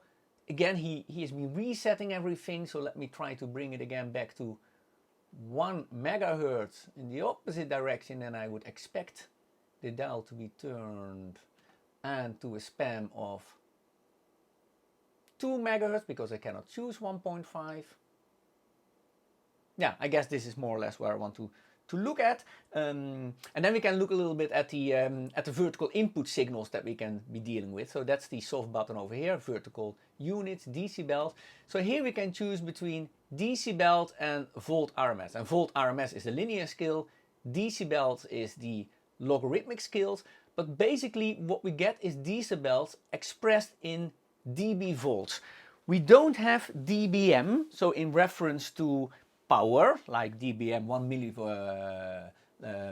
milliwatts of power. So there's also nothing really like that you have to set on the device to assumed a load, like an external termination of it, because it does not show its values in dBms in the first place, so this is irrelevant. Nevertheless, of course, I'm putting a terminator here because it's simply better to terminate these type of signals in the proper way from the perspective of the signal generator. But he cannot do that type of thing. Another thing which is missing here, and I missed that quite a bit, it does not have anything like an average calculation. So you always got these jumping signals because there's always going to be a significant amount of noise if you look at signals that are maybe 60, 70 or 80 dB down from the highest value that you get here. We cannot do minimum, no maximum, and we certainly cannot do averages. That's something I seriously miss on this device. It's too bad that they haven't added that. The third theme is the FFT specific controls, at least the parameters that affect that control. Now we have a fixed amount of 64K points for FFT, and we cannot further change that, so that is a given. We have a real-time bandwidth that is being the result of calculations being made, and the actual resolution that we're getting in hertz, so the bandwidth, is shown here on the screen. What's the result of it? The time base, as we just have seen, we have to set that manually. There's no automatic dealing with that like in the RTB. So again, then we should activate an analog channel, then this button again get preference over it, or priority over it, and then we change the time, and we very clearly see now that the time base has an effect on the way that's able to calculate the FFT plots here. And now I'm in an area where he's not able anymore to do so. He doesn't have the right samples anymore to do that. There is a auto setup function here, and it kind of brings you to a relatively broad span, which seems to work fairly well for kind of a first exploration if the FFT function is working. It's kind of funny to see, by the way, that if we look at things like the center frequency and we tune it up, then we get to see values like, let's go a little bit more up. We're 4 gigahertz. 25 gigahertz. Isn't that great? Yeah, this device is not going to get us anything sensible at these devices, but they allow you to turn the values all the way up as much as that. A quick look now at the tools available on this instrument, and basically the FFT tools will go via the cursor menu, like we got it on the other two devices. So activating the cursor menu here. So we got several modes again. I will be tracking the waveform, and the source can be set for both of the cursors that we got here to mathematics. Actually, when we are in the math function, then FFT function, then he automatically does that. So now basically I could be moving around some of the cursors, bring it to a certain value. It should track it right now. So let me try to get to the highest value. Yeah, so I'm at 1 megahertz and I see a minus 30. And let me just see if which of the two cursors actually I'm manipulating. Oh, that's the X1 cursor. Yeah, it doesn't. Yeah, so the X1 cursor now is at 1 kilohertz, and I would have to move it very carefully to get to the highest value. We don't have a function actually that allows us to go to the next peak or the previous peak, so that can make it very hard to find the top value on something as detailed as here. Now, of course, we could try to go to a wider menu, but then also need to change my time base to make that possible. So let's move the time base here. Let's move the span a little bit wider. Yeah, I'm moving around a little bit now just to get to the right measurement. It's too bad that I need to go through all these steps now in order to get the measurement right. Yeah, okay. Now, so yeah, so now if I go back to my cursor, it should be slightly easier to find the top here, because I just increased the span. So I'm now at minus 14 dB volts. Again, not dBm, but dB volt. So we do have tools, but these tools are not as flexible as the tools that we found on the other devices, in particular because we cannot search for peaks. Okay, so now about saving and documenting the results. And that's going to be the shorter theme of any of the scopes I'm going to be looking at, because we cannot do that. There is no ability to save the results of an FFT. We cannot copy it to a reference waveform and save that reference waveform, or load a reference waveform like the RTB can. So we yeah, there's simply no documenting opportunities other than just making a screenshot and storing that somewhere. But there's no way to get the actual data out of the device, as far as I know. So what is the best representation of our amplitude modulated waveform, the test signal that we can get here? Let's take a look at it. I'm showing here in the best thing I was able to achieve. So what we see here basically is, well, first of all, since we don't have averaging, we don't have the ability really to go as detailed as with the other devices. We do see some spurious spikes, but also there, because we have no averaging and we see so much noise, yeah, it's not fair to compare that absence of a lot of spikes, because it's we're comparing apples and pears. So now, just as a quick idea, I will be using here the cursor function, and actually I'll go away from the tracking. I'll just go to manual lines for the cursor, and I can use here these horizontal lines, do a quick look at it. So we got here the top level here at minus what is it, around 12 yeah, dBV, but we cannot compare it to dBm. That's a different measurement, of course. We got here, yeah, 5 dBs lower. That seemed to be kind of similar to in the other devices. We seem to have a noise floor here, yeah, still at minus 85. The other devices were, when we turned things like averaging on and things like high res mode, we went quite below to 95, even some 100 dB as I recall. So it's kind of hard to compare the results in that sense, because we cannot get as detailed here. And if we quickly want to look at whether we see the first harmonics going on here, let's move the span. The span is 2 megahertz. Center is 1 megahertz. Yeah, so we should see it coming in over here, but I don't. So basically I can increase the span perhaps even to 4 megahertz. I think that's going to be the next setting on our thingy. 5.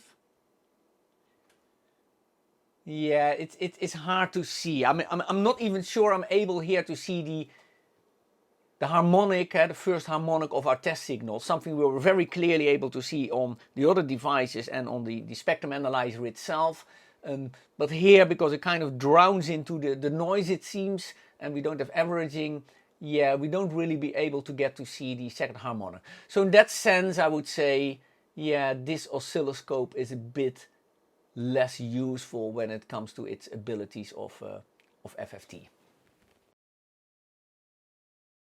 In the beginning of this video I said that spectrum analyzers are not very good at low frequency analysis and that scopes might be better there if they have FFT. So I quickly explored that as well. Here we see the result. Top left, the spectrum analyzer. Yeah, it starts at 9 kilohertz. I'm analyzing here a 20 kilohertz signal. I can get to see the signal, but I don't really have the resolution to see what I would like to see. On the left bottom we see the R&S RTB oscilloscope. Yeah, that does a good job. It can analyze these signals well. On the top right, the Siglent SDS2000x+, yeah, also does a good job. Also can analyze these low frequency signals. We do see a bit more spurious signals coming in. And finally, on the right bottom, we see the Keysight DSOX. And I did not manage at all to get any useful signal out of that. The real-time bandwidth basically could not be set to any value that would allow you to analyze this signal at all. So it seems the Keysight is not suitable when it comes to analyzing low frequencies using its FFT capabilities. Now, one other reason why we might want to use FFT functions on oscilloscopes instead of a spectrum analyzer is actual speed.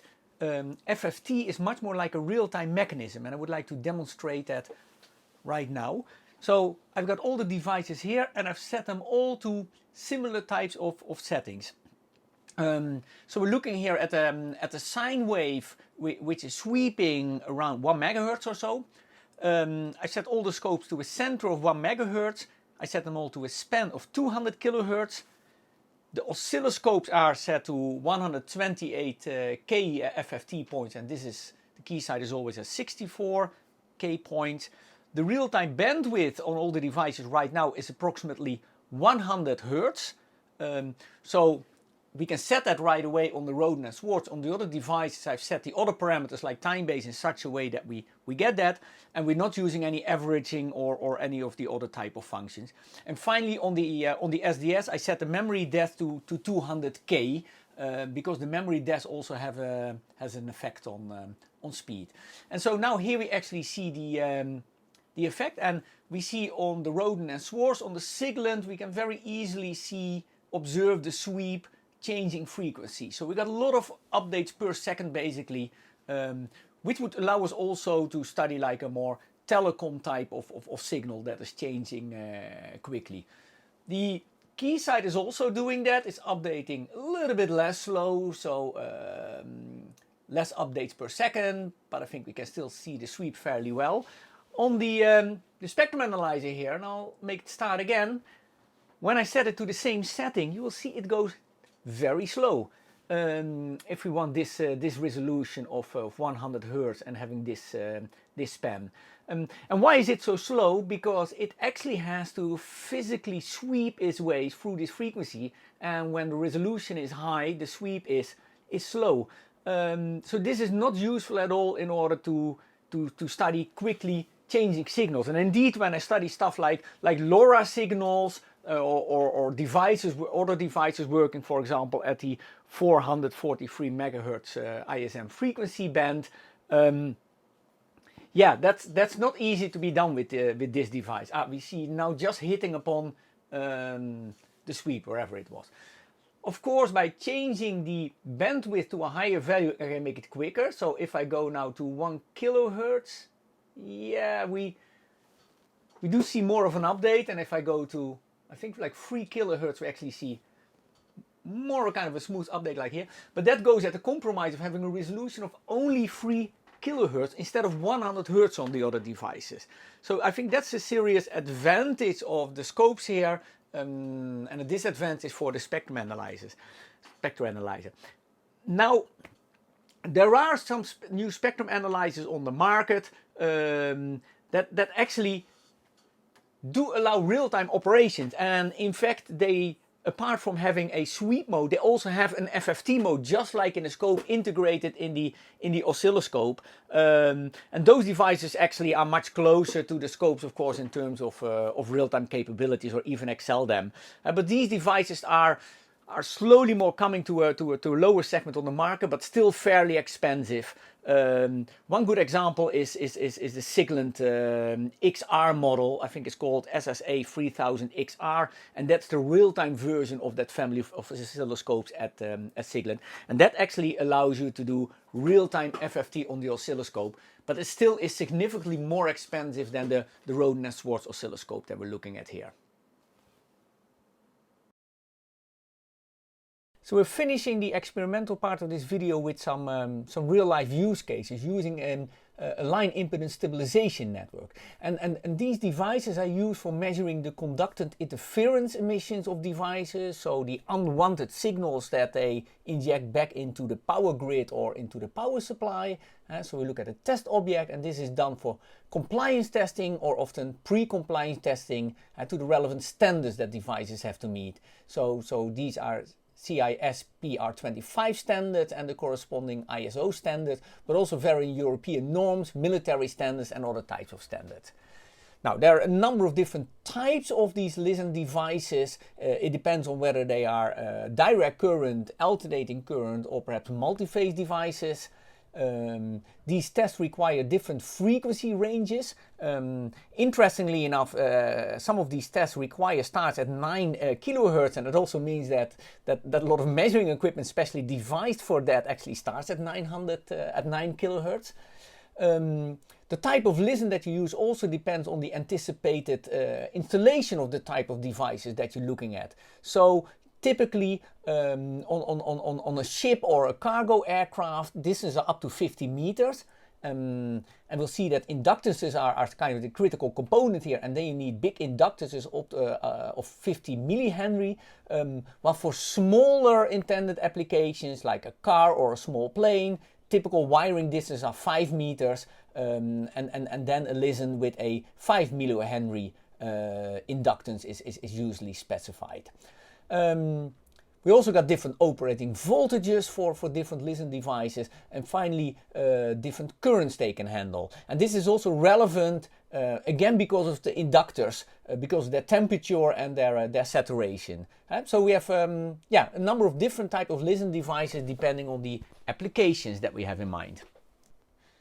So the function of a listen is to provide a stable normalized impedance if you look from the device under test towards its power supply, because the power supply will be like a voltage divider, and the measurement results we're going to see is a direct function basically of the impedance that the device is seeing. So it needs to be well defined according to the standard. A second function of the listen is to isolate noise that might come from the power source, which is not what you want to be measuring here. And a way to design a listen is the reference circuit that you see at the top right. That's actually the circuit that you find in the relevant standards.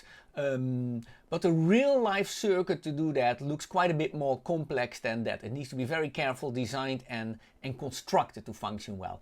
And this is because of stray capacitances and inductances of this of the components that we're actually using. Also, you know, the sensitive issues if we're dealing with high frequency signals and other factors as well.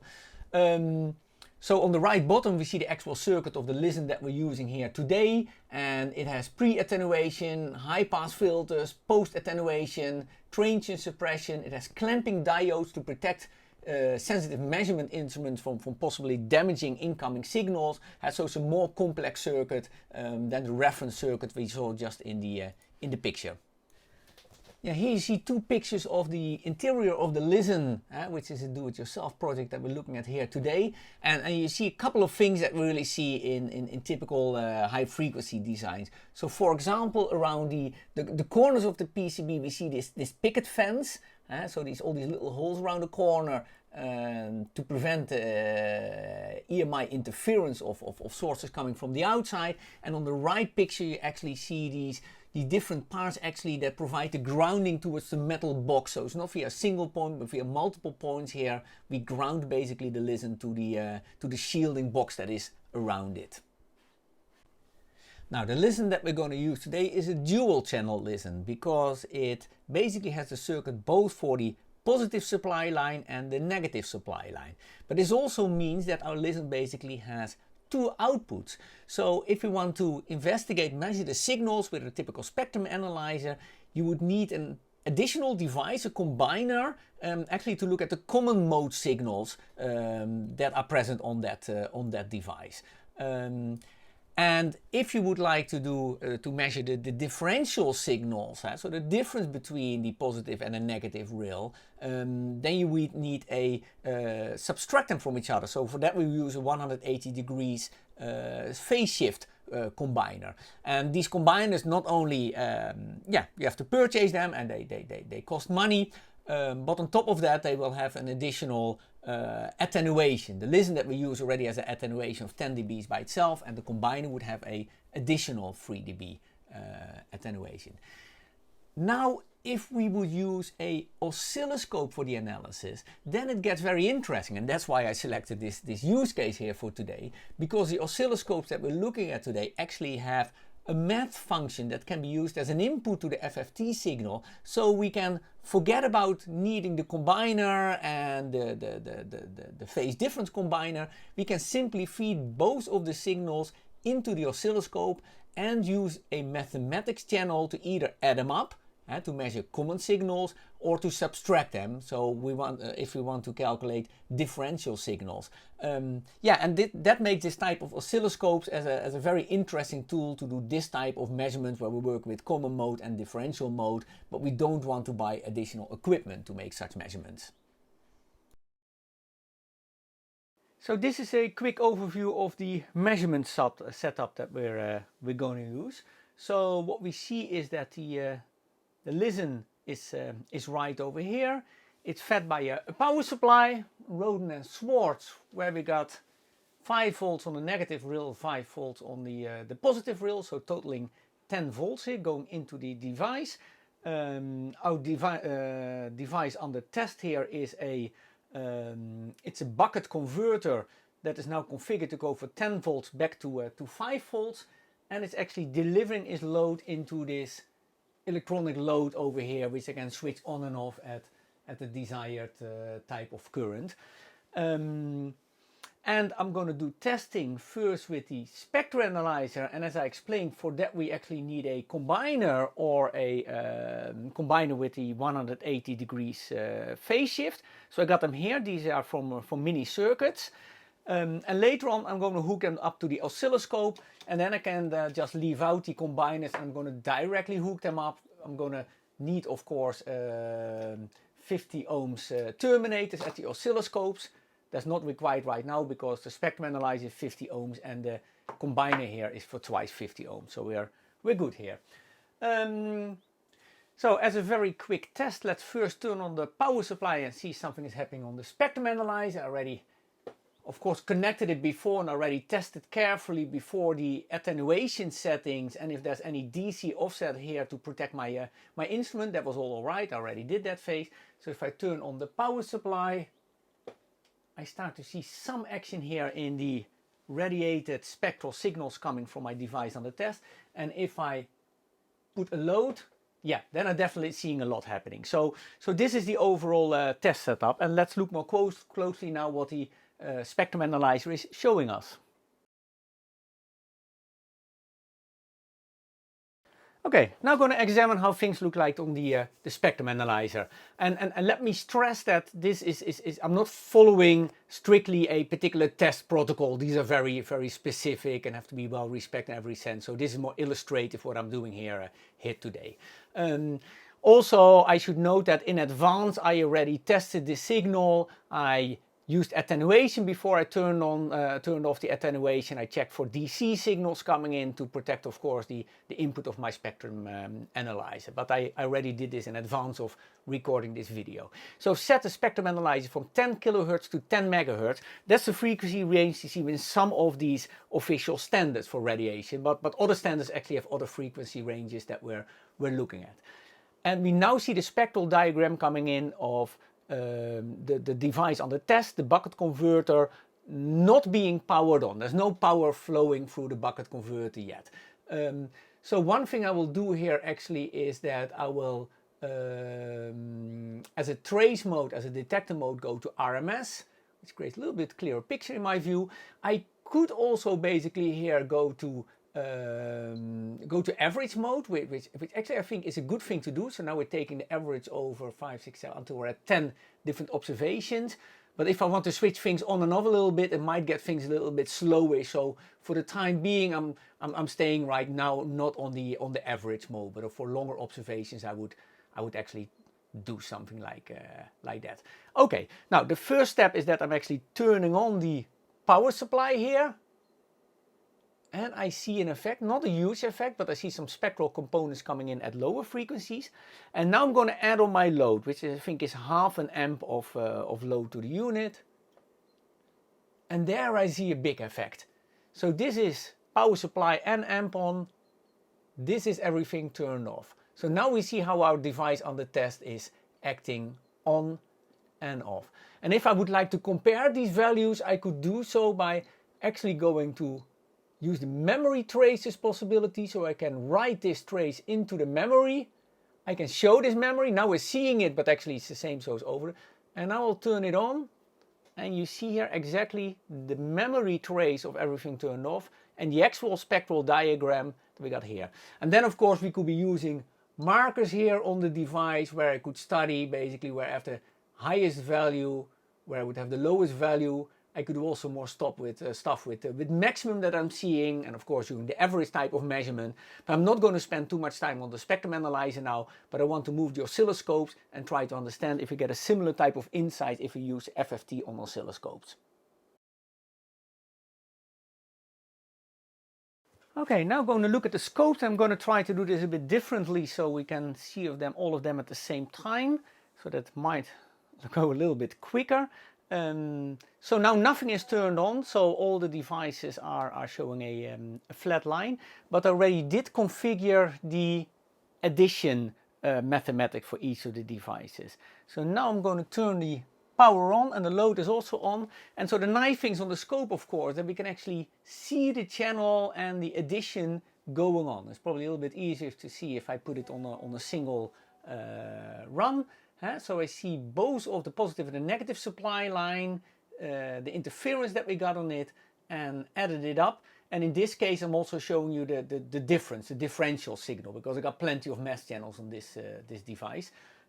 Same thing here on the SDS. Let me also do a single run. There we go, also the addition. I only have one mesh channel here to do this addition. The other one is the FFT channel, so I cannot do the subtraction at the same time, but of course I could be switching this. And here on the Keysight as well, we also see the same type of thing going on. So that's nice on each of the devices. I can actually see that the signal is built up, both by the common signal adding up and by the differential signal. And at the same time I got the spectrum, because I've got to all connect. The spectrum analyzer, of course, is still connected with the separate unit that is summing the two things at once. And we already seen before, of course, the spectrum analyzer picture. All right, now I turned all the devices into their FFT mode. And so we can see the results of the spectrum analyzer. We first see a peak, then we see a dip, small peak again, and then going down. Well, actually we can see the same thing on the RTB here. We can find the same information here on the SDS. And we basically can kind of find the same information here on the Keysight oscilloscope. With all of the devices, truth be told, I had to struggle a little bit actually to get to a good picture. And then I don't mean the spectrum analyzer, but the other devices. Why is that? With the RTB I had to play around quite a bit with the bandwidth in order to the RTB of RBW, basically real-time bandwidth, in order to get a picture without too many side effects being shown. On the SDS, you see, I also had to play around quite a little bit, and we still got a bit of a weird signal here going on, as we actually also have on the RTB, I would say. Here I had to play around quite a bit on the time base, etc., to get to a reasonable picture. And on the Keysight, I had my own challenges, and actually it's not having enough observations here to get to such a detailed picture here. So it might look smoother, but that's because of the number of observations. I mean, I can also get these other devices looking as smooth as the Keysight, obviously. And also here again, I had the trouble that it's hard to set it exactly from the start bandwidth to the end bandwidth that I want for this analysis because of the way it implemented the span and the center. I would have so much preferred if we would have simple start and stop frequencies and we could simply define what we want. So having that said, takes a bit of work, but this does demonstrate that the free oscilloscopes using their math function in combination, so the additions in combination with the FFT analysis can actually be used to gain us the type of insights on spectral radiation, etc., using this type of listen device without having the additional hardware that you need. And the hardware, and I mean, of course, these combiners, where we got one again, that we need to do the same exercise on the spectrum analyzer. I think it's also good to realize that the type of signal we were just looking at, these interference signals, are quite complex signals already in themselves. The screen prints that you see now actually compare a professional off-the-shelf listen with the do-it-yourself version that I've been testing here today. And they look similar, they look very similar, which is nice for the devices, but you also see what type of complex signals these are if we investigate them on a much more higher class device. So I think what we're doing is relatively satisfying given the type of equipment that we're looking at today. So now we're coming to the conclusions, and this has become a quite long video, but as we've seen, there are quite a lot of things to talk about when we need to understand FFT on a oscilloscope. So when I want to talk about the conclusions, I first want to talk a little bit about the various parameters that matter in terms of getting a good FFT graph on your oscilloscope. And these parameters, as you can see here on the screen, include the time base, the time gate if any, the resolution bandwidth, the number of FFT points, the sample rate at which the scope is operating, the memory depth of the scope, and also the channel sensitivity. And I'm mentioning the channel sensitivity because if a channel is an overload, then with FFT we get a lot of spurious components as a result. And getting a good FFT picture is the challenge of getting all these parameters right for a particular setting. Now the RTB does quite a lot of it automatic. The time base and the time gate and the real-time bandwidth can all be set automatically, and that is very convenient. The same thing for the sample rate and the memory depth are chosen automatically. And I think the scope makes very sensible settings there, which makes it easy to reach a good picture. The only thing I would say is that the resolution bandwidth, if set to automatic, it goes to a higher value than I would like it to be myself. So typically I set it at a bit of a lower value, but still it's relatively easy to get good pictures on the RTB. In the SDS we see that most of the stuff has to be set automatically. Not exactly sure whether there is a time gate, and if so, how it is controlled. I can't find anything about that, but I can get kind of the same results out of the SDS as of the RTB, but it typically takes more time. You have to play around, go play in particular with the time-based settings. Then often you lose the information again that you said about your center point, your span, have to redo that again. So it's a much more lengthy exercise. And a bit of the same for the DSOX. You also have to do most of these things manually and often it resets like other parameters on while you're doing that. So it basically takes more time to do that. And let's now go to the overall assessment of the implementation of FFT functions of these oscilloscopes. The RTB oscilloscope is the easiest scope, I think, to get a good graph, FFT graph out of. And that is because the automatic time-based settings and other things that I just talked about, and it just takes less effort to get a good picture altogether. I also like it physical controls that we have for things like center frequency, span, and it doesn't jump all the time. The fact that we can simultaneously view not only the amplitude of the spectrum but also the minimum and the maximum and the average, and it has also very clear axis values. One of the notable weaknesses of the RTB is that it present some internally generated tones. For example, at about 1.3 megahertz and 1.4 megahertz, that seem to be generated within the device and are present even if you remove the input cable from the device altogether. When we look at the Siglent SDS altogether, we get a similar type of picture as we have on the RTB. I like its extensive set of tools, including peaks and markers. Although I should note there are still some issues with these tools, including the sorting on peaks doesn't seem to work. So there seems to be a firmware issue there with the device. On the weaknesses of the SDS, I would say that I find there, everything else being equal, more spurious tones than on the RTB, as long as the input source is connected. It doesn't create its own tones when the cable is disconnected from it. But we do see more spurious tones once an input is there. Quite a lot of the important controls, including things like center and span, have to be set via submenus, and you quite often have to go via quite lengthy steps from the one part of the scope to the other part of the submenu to get there.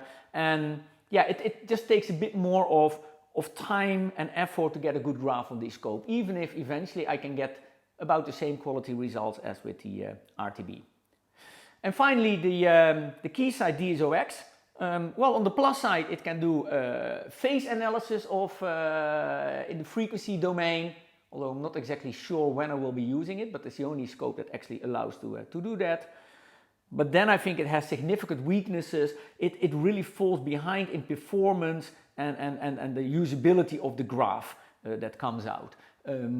It's slower, it's less flexible, and particularly at low frequencies, it doesn't work that well. I'm also critical about the complex implementation. We seem to have two different routes to get to the FFT functionality, and they kind of work differently. They offer a different set of options there. And finally, on the Keysight, we only have very limited tools and settings. We cannot do averages, we cannot measure dBm, we cannot save the results, we cannot store them as a reference channel, etc. So the FFT implementation on the Keysight is really weaker, I would say, than on the two other oscilloscopes. Yeah, and there we have it, the comparison of FFT functions on these oscilloscopes. Became a long episode, but I hope you found it useful. I'm still planning to do a couple of more episodes on the comparison of these oscilloscopes. There's still a few topics that I've announced in the beginning that I haven't covered yet. So stay tuned for those and for other videos that I'm also planning to release in the near future. Thank you for looking.